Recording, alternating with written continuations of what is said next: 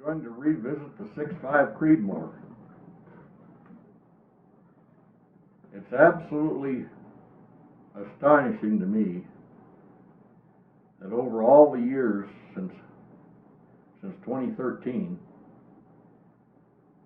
that the situations that I've encountered with the variation in cartridge brass has not turned up somewhere in one of the gun magazines until a magazine that I got yesterday,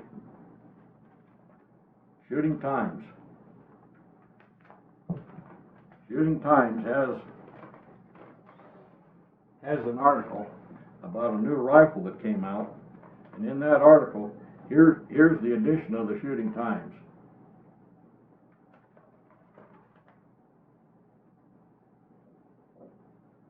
This is a September edition of Shooting Times. There's an article in here by Joseph von Benedict. It's a very, very good article. It talks about a new rifle built by Seiko, and this rifle is the S20 hybrid rifle, as they describe it. I think it's a fantastic rifle as far as tractor rifles go, but here we are. It's finally turned up here to do with the 6.5 Creedmoor.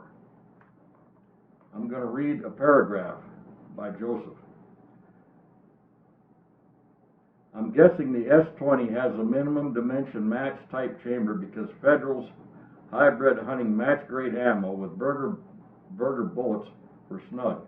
2 cartridges out of the box were tight enough that the bolt wouldn't close on them.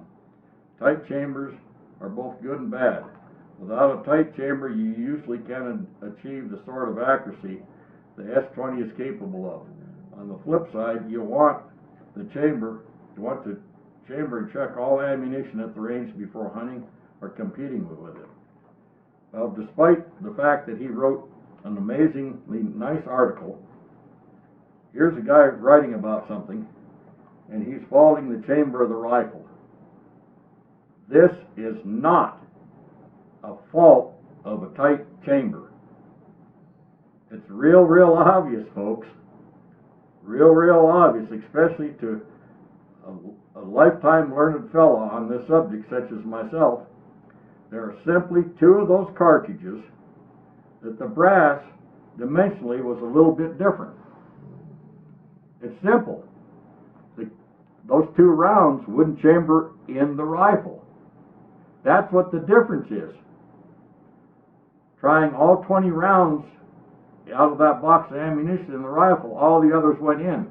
Did the rifle chamber all of a sudden change its dimension when he got to these other 2 cases? Why, hell no, it didn't change. It's still the same. It's those 2 cartridges. Dimensional characteristics. Variation in manufacture of cartridge brass. This is what it's been all about, folks, and we still got naysayers out here that think that somebody doesn't know what they're talking about. Well, Joseph didn't know what he was talking about precisely. He didn't point to the correct situation. It's the cases, not the dimension of the chamber. I wouldn't think for a minute that Seiko would ever in 100 years chamber a rifle with too tight of a chamber. It's the manufacturer of brass. Early on, here's a 6.5 Creedmoor case, and here's a gauge that I made. It's very simple. It's made with a reamer. The reamer is run into this small section of rifle barrel, and basically a piece cut off the end of a barrel that I chambered. And I chambered this gauge with the reamer down to the shoulder area, the full shoulder area on the reamer. This enables me to take a case, whether it's a virgin case or a fired case from a rifle. I can drop this case in this gauge. This is a very simple gauge. Now, with a dial caliper, we measure from the base of the case to the opposite end of the gauge, and we get a reading, and we record that reading. And we can sort cartridge cases and figure out where this is at. This is what I did early on. This is how you have to do things to get down to what the dimensional aspect is.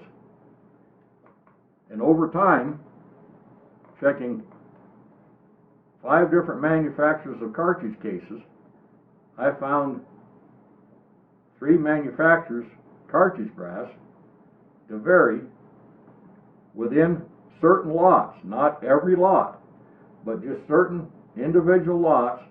There would be some cases that would be about 2 thousandths longer from the head to the shoulder than other cases.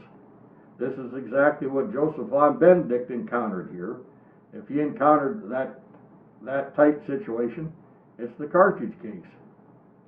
And as I said, it's absolutely astounding to me that it's taken now all these years, 7 years, for it to come in a gun magazine. I've been virtually the only voice out here. I've had a lot of contact from a lot of people that have encountered exactly what I'm talking about, what the situation is, and there was never anything ever done by any manufacturer of any of these cases. It's simply manufacturing tolerances. And if the manufacturing tolerances are such that, it creates a situation where the case goes in, the case doesn't go in, that's exactly what it is. But if you're a reloader, you can use your reloading dies to adjust your die so the cases will fit your rifle.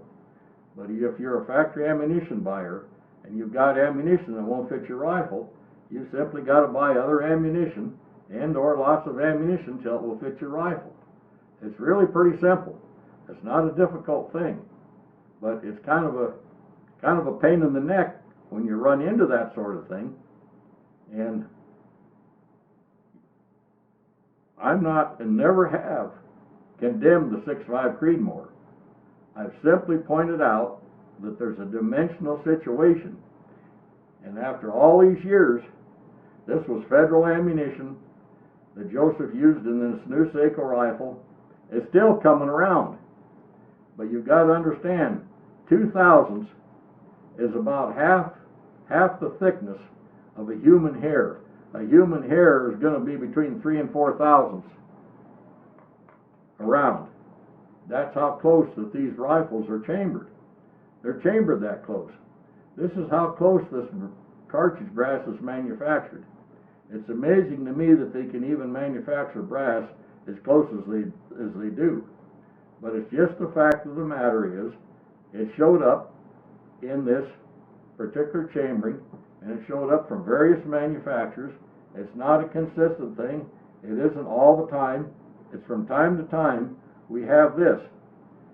Machines make this, people inspect this stuff and one thing and another, and they absolutely have to have some kind of standards and one thing and another. Well, when it's too tight, it's obviously just enough tight over standard that it isn't working. This is what it's about. So, that's what I've got to say on this subject, but it's taken all this time.